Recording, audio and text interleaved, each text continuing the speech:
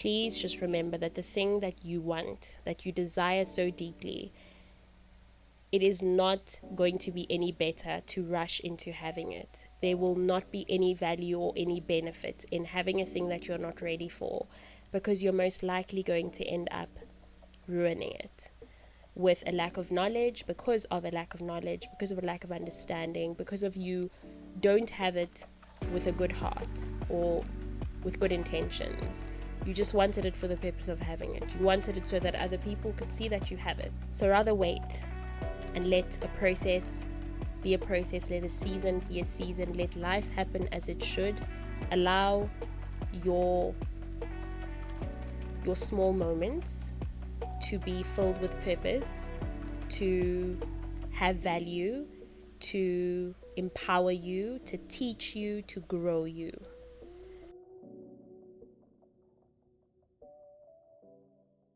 Hi community, welcome or welcome back to A Cupful. Thank you so much for joining me.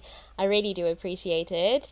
So I've decided that from here on out, I'm going to be starting each episode with a mini catch up, just share how I am doing, like overall, some lessons I have learned recently, or just some things that I've been reminded of from interactions that I've had with people, or just situations that I've been in, or just reflections that I've been doing, and things that I'm also just really, really grateful for.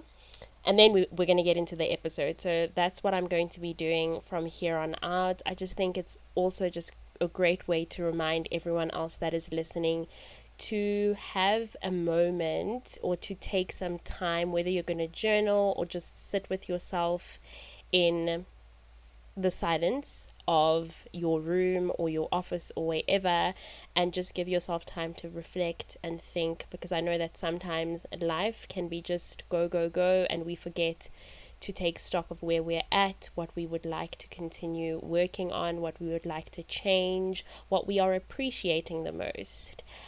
Overall, I think I'm also just going to be doing this for myself, as a reminder for myself to just keep on doing the check-ins and valuing and appreciating how far I've come, just the strides that I've made, where I want to keep going. You know what I'm saying? So, starting off quite strong, I'm doing okay. I haven't been feeling my best lately, or rather, I have been quite unhappy that things haven't been going my way. I haven't been doing so great in terms of that. I always tell God that his will be done, and that where he says I should go, I'm gonna go. Yet this is a big struggle of mine. This is one of my biggest constant battles, actually. I know God has got my back. I know God has got my back, and I know that when the time is right, he will make it happen. But the truth is, I am not having a good time at all. And while I find myself in an uncomfortable space, it is also what it is. There's not much I can do to change it. If anything, I can just sit and give myself a moment to appreciate what he is doing in my life, where I'm at, and taking the time that I do have and using it wisely, you know? Yeah, so I'm just going to keep moving and asking God for his guidance, and staying in the word and praying and worshiping. And sometimes for me, especially when I'm going through times like these, worshiping is just really crying. It's just really sobbing and lamenting, and just asking him to give me strength. And that's also okay. There's something that my mom was saying the other day, and I know that it's something that I have heard before, that even your tears are lamentations to God. Even your tears are a prayer to the Lord. You are asking him for help. You're asking him for guidance. You're asking him for peace. So I'm fine with even that, because sometimes, especially when we are in spaces where we are having a hard time, it's hard to open your mouth and say a prayer. I can say the Our Father, but the deeper, intimate prayers that I usually pray when I'm speaking to him, they can become very challenging. So it is very comforting to know that even when I'm just crying, even when I am just what does it say in Romans? It says wordless groans. Even if it is just wordless groans, I am comforted. I know that he hears me and that he's comforting me, and that really is good enough for me. So yeah, those are the things I'm going to just keep on doing. I know that he has not forsaken me, he has not left me alone. I know that he loves me and he still wants good things for me even when I'm not doing so great, and I'm so comforted by that, and I'm so appreciative of that. So yeah, I'm just going to go through it, and I'm going to keep showing up the best way that I can. And when I'm feeling weak, I'm going to speak to him about it. But as much as it's getting me down, it's not going to get me down like that. You know what I'm saying? And some of the lessons I have learned, or rather some of the things that have been clearer, that have become even more clearer, and that have been sort of reminders, is that when it comes to me and certain things in my life, especially the ones that I feel like, whoa, I've been waiting for quite some time, it is not a matter of if, but rather when. And just getting that reminder and having that being made clearer to me was both reassuring rather, and comforting to a certain extent, because it can sometimes feel like something is just not going to happen when you've been waiting for it for a very long time.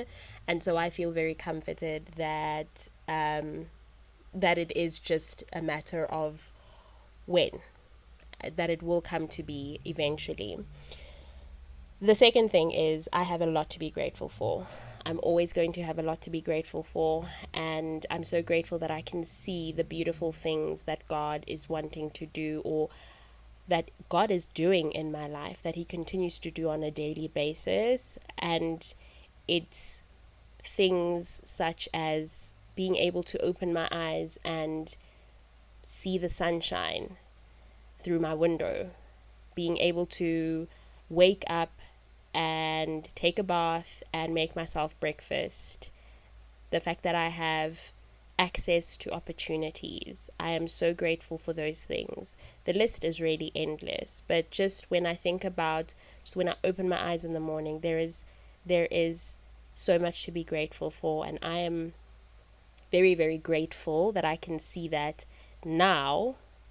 When I'm in a place like this in my life now, I can see that I'm still blessed and I'm still fortunate. Before, I probably wouldn't have said the same thing. So I'm in a much better place where I can see where two things are true at the same time. I'm going through a bit of a rough patch, but I'm also very blessed, and God is good, and that is something that is never ever going to change. So, getting into the thick of things in this week's episode, I want to get into how significant the small steps are to get into the big moments, to get to that big place, that thing, the big thing, the bigger picture, for the bigger picture to be completed. That's how I'm going to put it. And how through walking those small steps and doing so obediently and intentionally results in achieving the big moments and achieving the big things. I have a few episodes that touch on this, but I really wanted to get into this and peel back the layers as much as I possibly could. I sometimes really struggle with overlooking the value and importance of the small moments and how vital they are to achieving or reaching the big moments. And lately, I've made a few realizations that even in the past, for myself, a lot of the big moments and big achievements in my life were a culmination of everyday small steps.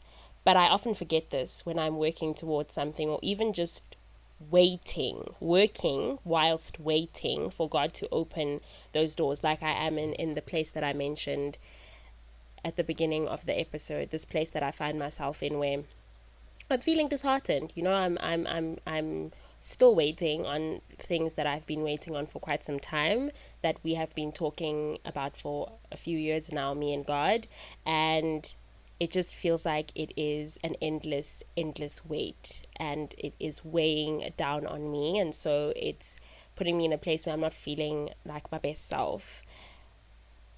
But I have realized that there are also things that I have now, things that I've prayed for, that I got to by taking the small steps every day, every other day.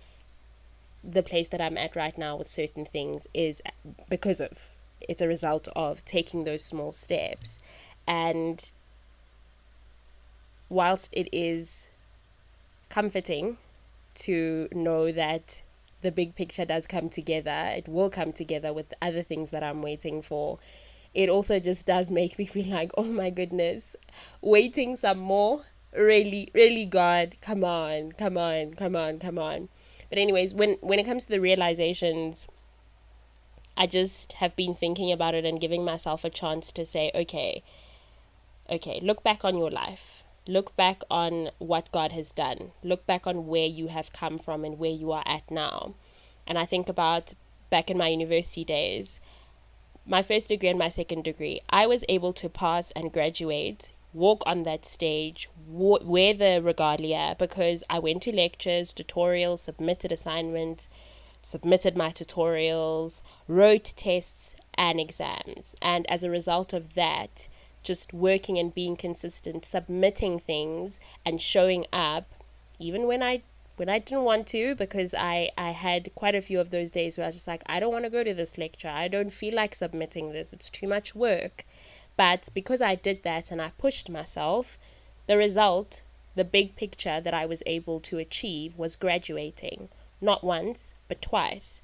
And so I'm saying this to also encourage you to sit with yourself and remember the things in the past, the things that you took small steps towards to make the big thing happen, and how it was daily effort. It was hard work that you put in. Okay, I'm not even gonna lie, it wasn't always me putting in hard work, and sometimes it was just me showing up and doing the bare minimum.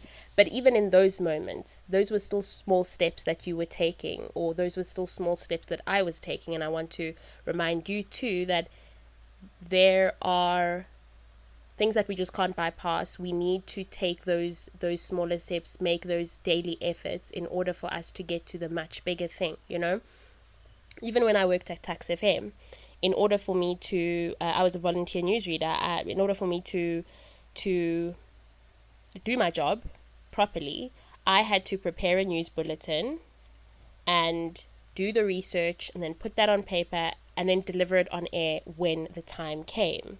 That was the bigger picture in that sense, that I had to deliver a seamless bulletin in just a minute, sometimes under.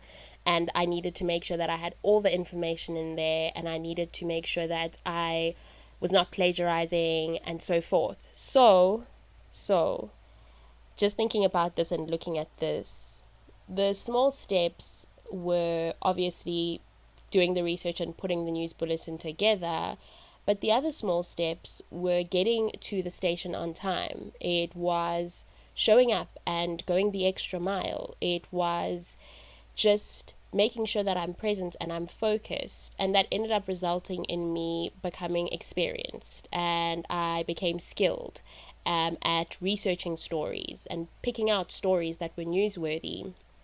And so something else that I'm realizing and that I'm beginning to see more and more of is that the more you invest in the small moments, the more you are going to be so refined by the time that the big picture comes together, that you have these skills and these capabilities. And sometimes it's not just skills and capabilities. Sometimes it's a mental and emotional and spiritual maturity.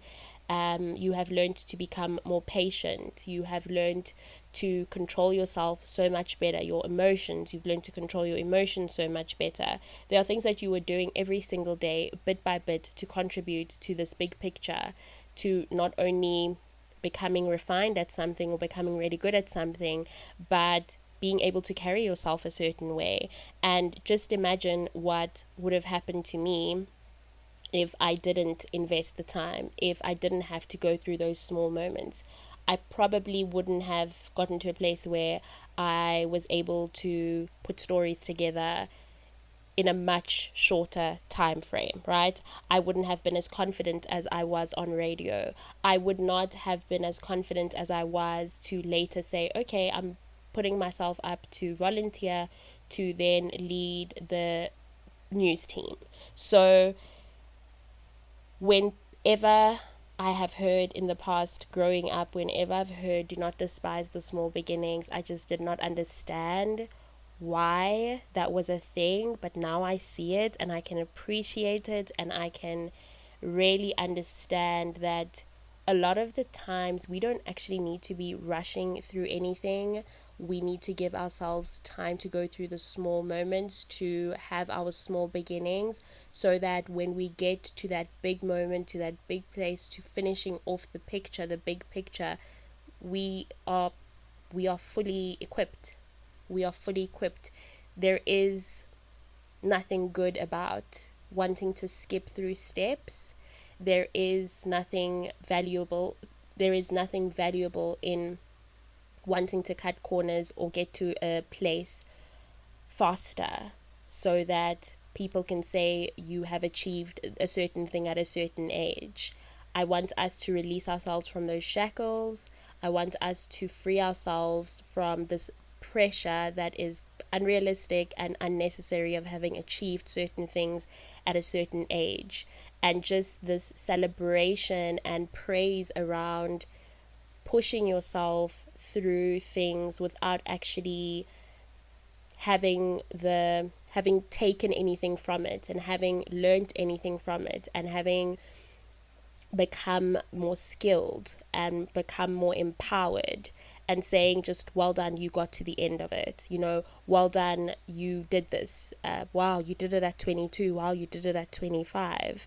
No, I think the bigger focus needs to be what has happened inside of you. What have you learned? What have you taken away from this? What are you going to be able to apply in future? Do you feel more empowered? Do you feel more capable? Are you going to be able to do this independently in the future? Will you be able to then pass the light forward, pass the torch forward, and teach others and help others become empowered so they can help others become empowered? You know what I mean?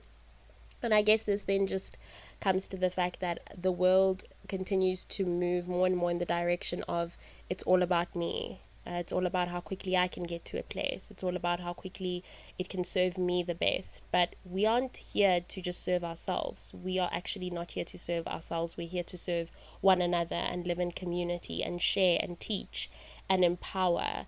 And I think that there's so much more value in collectively being empowered than in just one person being empowered and sitting on a throne and being like, go get me water, go get me sunscreen, pat my feet dry with that towel. You know what I mean? So yeah, there has to be an input so that there is an output. Those daily small steps, those moments leading up to the big thing matter. So please don't despise them, okay? I'm also realizing that it should be about making progress over perfection. And that's something that I also just wanted to bring into this conversation, is that the daily small steps don't have to be perfect, no matter what you are working towards. Like I said, sometimes you're just going to be doing bare minimum. I'm not encouraging it to be an everyday thing, but sometimes just like you'll be feeling how I feel right now, and you don't necessarily feel like recording, or you don't feel like standing up, leaving the house and going and doing certain things, but you're going to show up and you're going to do it, and you're going to try your best. That's really it. It doesn't have to be perfect, but just consider that you have to make the progress, right? Just be intentional and be focused. I'm really trying to embrace this, and it's also helping me connect the dots and make the link, or the links, of how progress over perfection contributes towards the small steps that would lead to the big moments, right? And is at its core, these are the perfect ingredients for slow maturation, or as I like to call it, quality over quantity. And that's what I was talking about just now, just taking it back a few steps back, what I was saying about when you are on the other side of a thing, have you learned anything? Have you grown in any way? Or was it just sort of for that instant gratification thing? Was it just that quick high? What was it for? What was the end result of it, right? There was an input, and what ended up being the output, because you can have an input also. You can put something in and have an output, but what kind of an output is it? What is the end result? Were you looking at quantity or were you looking at quality? If you have ever had leg of lamb or oxtail that has been cooked in a slow cooker, then you'll understand what I mean when I say that they're using that method to cook those meats is the best.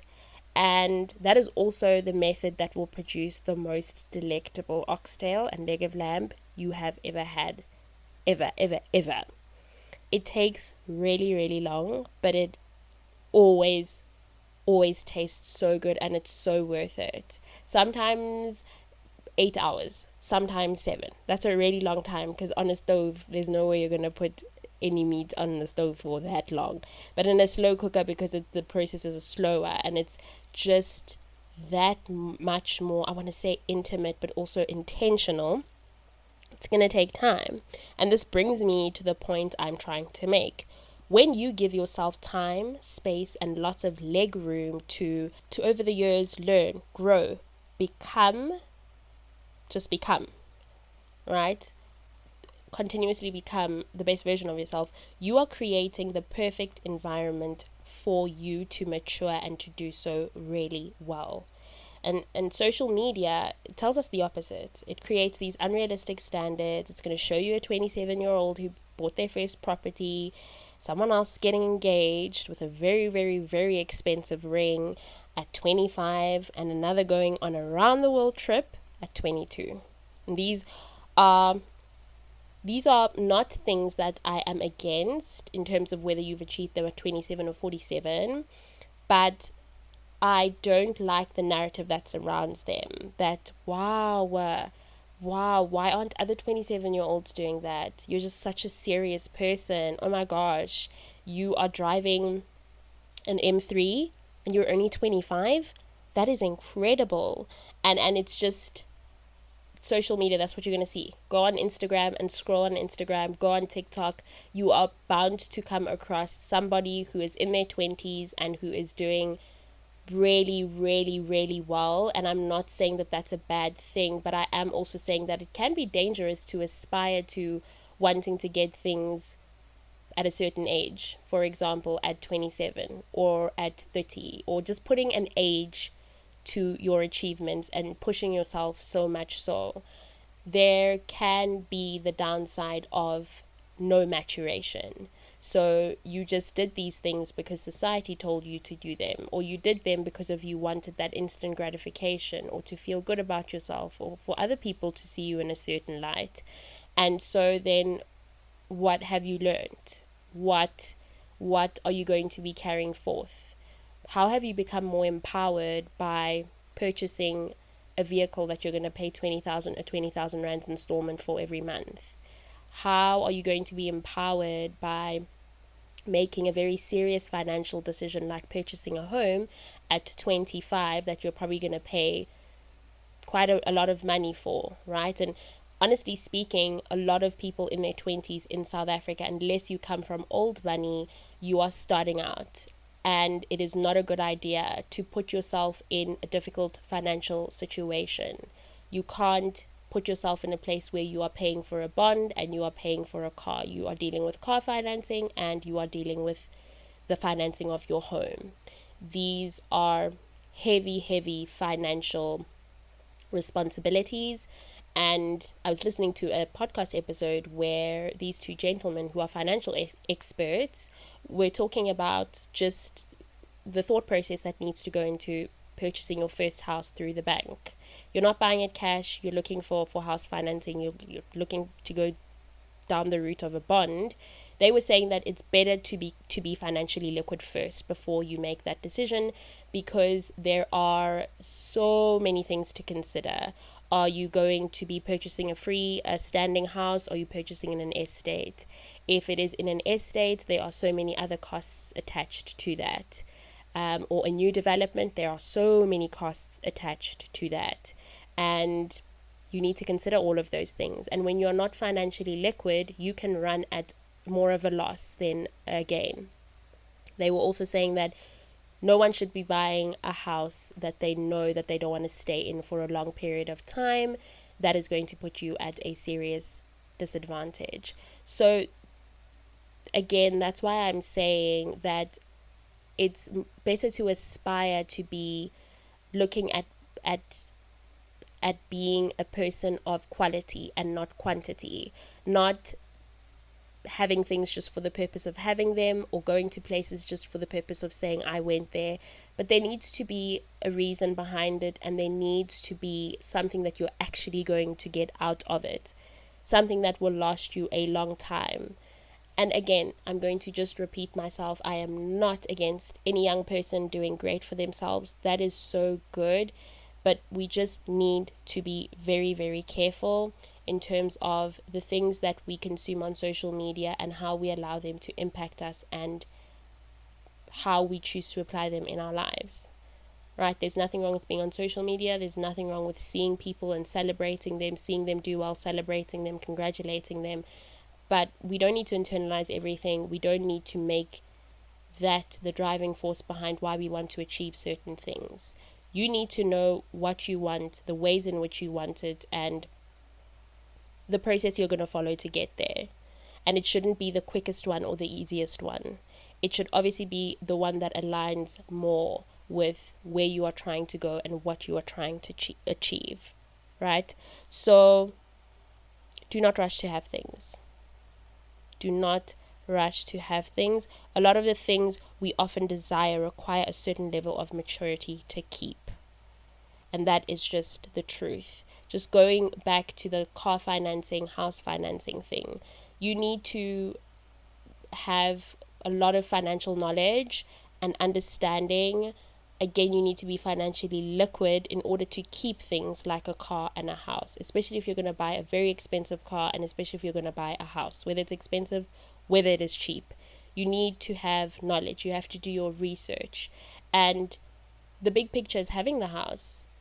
The small steps is doing the research. It's watching the YouTube videos where experts are talking about these things. It's listening to the podcasts. It's purchasing the book or the books. It's asking other people who own these things, what does the process look like for you?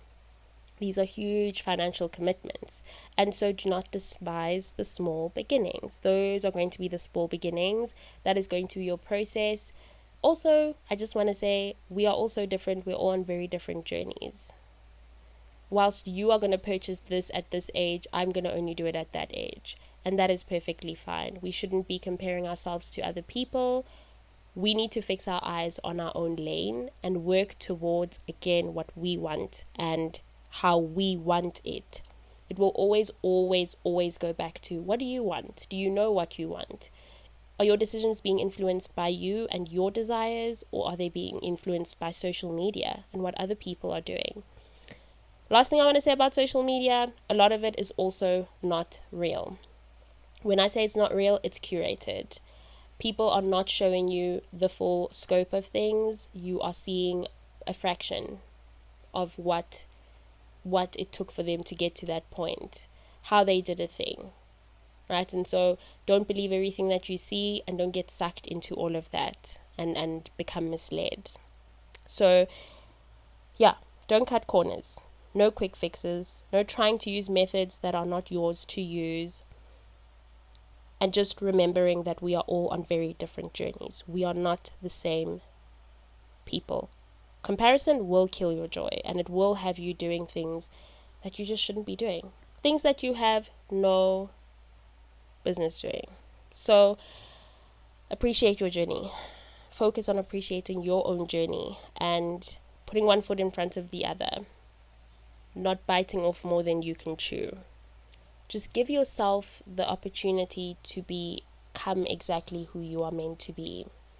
I like how Isaiah 64 verses 8 speaks about how God is our Father, and He is the potter, and we are the clay as His children. And so He's constantly shaping you. If you have seen a pottery video, if you've been to a pottery class, you know the process takes some time. You are not going to make your bowl, especially if it's not somewhere like Clay Cafe where a lot of the things are pre-made. If you are going to a pottery class where you are starting things from scratch, you have to sit in front of the machine, make the bowl, make the vase, whatever it is, the plate, and that within itself is a process. So that takes some time. And once that is done, you are not going to take your product home or your object home. You are going to have to wait for the people at the pottery place to bake the products or the product. And then you will get an SMS or whatever the case may be, and you can come back in and paint it, or you can take it home and paint it in the comfort of your own home, whatever you choose to do. But Isaiah 64 verses 8 says, "But now, O Lord, you are our Father. We are the clay and you are our potter. We all are the work of your hand." And when it comes to God, he doesn't like to cut corners, do things just for the purpose of doing them. He is a potter that takes his time. And I think that that is something that should inspire us to take our time and to understand that God has very different visions for everyone. He has very different purposes for everyone. But most importantly, he is super intentional, and he's not just going to put a lump of clay together and say, okay, this is the finished product. Like, just throw it on top of each other. He's going to want to smooth it out and shape it as is done in a pottery class, so that it looks exactly as it should look. Perfect, beautiful, There's a lot of intention that goes into it. So we shouldn't be rushing. We shouldn't be rushing our own process of creating our own vases and plates and cups. Go as slow as you possibly can, not for the purpose of just being lazy or being nonchalant, but because you want to be intentional, and you know that in order for the object that you're working on to be beautiful, to be seamless. When I say seamless, it must work effectively. It must be able to properly function. You need to 100% take your time with it. And I think that that's how we should see our lives, as God constantly shaping us into exactly who he wants us to be. And he doesn't rush that process. So there is no need for us to do that either. I'm finding that as my 20s come to a close, there is nothing better than slow growth. There is nothing better than slow growth and the pruning that comes with it. It is beautiful to produce good fruit. I am grateful to God every single day for every door that he has not opened yet, and for the doors that he said will never open. Because had he opened certain doors, I probably wouldn't be where I am today. Had he opened certain doors prematurely, I would have messed those things up, and there wouldn't have been any coming back. Because I just think of when I was 25 and I wanted to move out of home. That was not the time for me personally. There are 25-year-olds out there who are very mature and are ready. I just wasn't. I was not ready. I would have been financially reckless.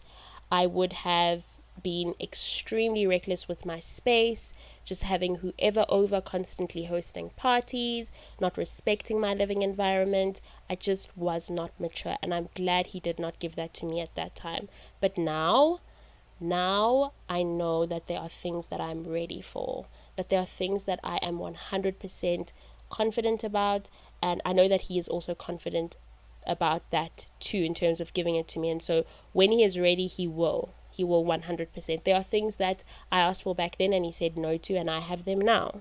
Why? Because he was not done with shaping his clay. I was just a lump of clay at the time.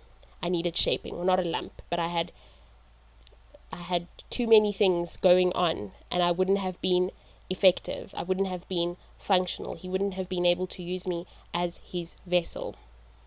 So I appreciate the pruning that God has done. I appreciate the pruning he continues to do. I appreciate that I can look back now and see that I have grown over the years. And it has been a slow growth, but it has resulted in a lot of maturity. I often imagine what bad shape trees, flowers, even the grass would be in, and what it would look like if they didn't go through shedding, different seasons, the daily small steps of changing when the weather requires them to change, right? The daily small steps of producing certain elements. They probably wouldn't grow. They wouldn't be healthy. Have you seen what a tree that is not taken care of, a fruit tree, for example, that isn't taken care of, have you seen the kind of fruit that it produces? It produces rotten fruit.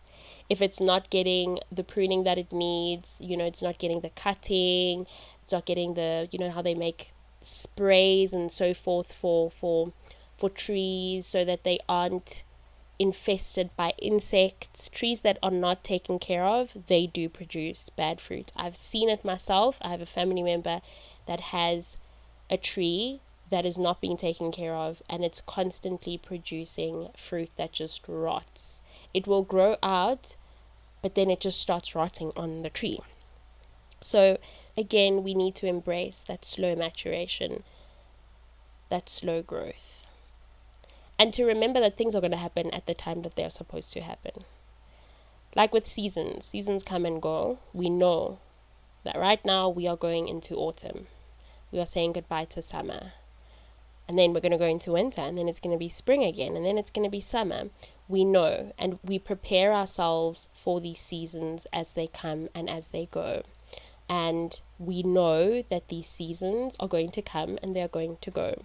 So the last thing I want to say to you is that please just remember that the thing that you want, that you desire so deeply, it is not going to be any better to rush into having it. There will not be any value or any benefit in having a thing that you're not ready for, because you're most likely going to end up ruining it with a lack of knowledge, because of a lack of understanding, because of you don't have it with a good heart or with good intentions.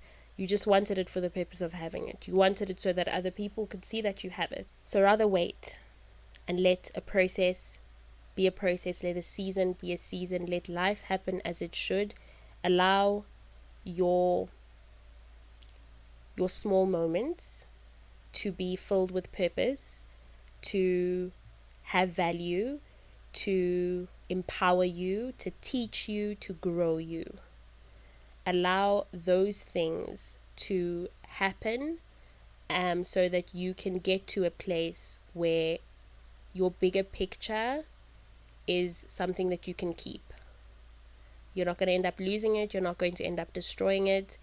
You get to a point, once the big picture is complete, you can appreciate it.